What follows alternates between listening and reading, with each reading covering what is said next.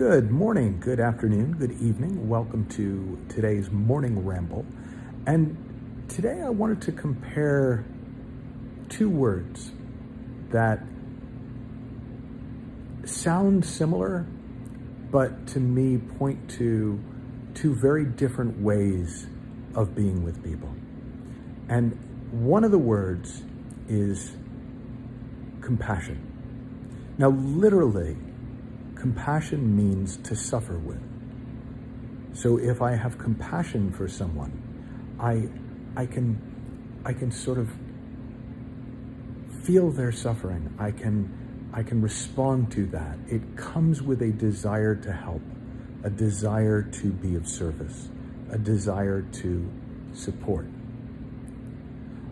But for a lot of us, I think we confuse compassion with commiseration, which means I will get down in the mud and be miserable with you. I will commiserate.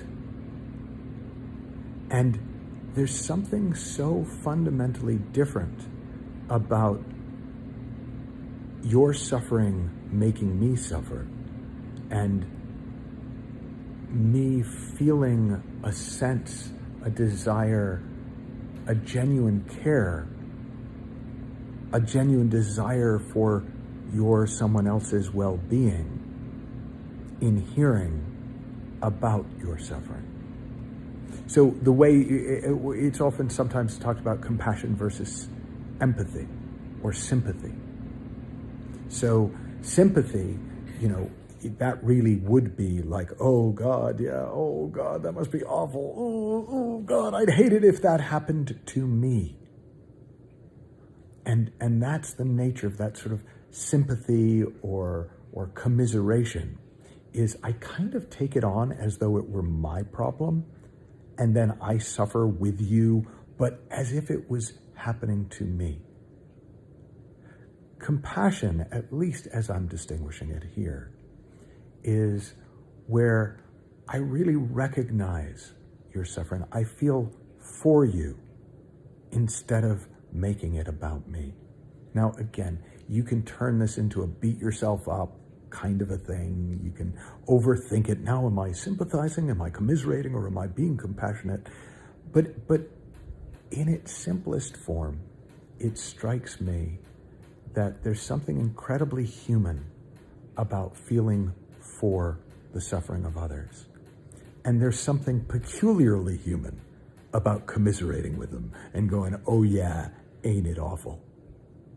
And the funny thing is, commiseration probably gets in the way of compassion more than anything else. Because what happens when we're in the habit of commiserating, of being sympathetic, of taking on everyone else's troubles as our own, is we get exhausted.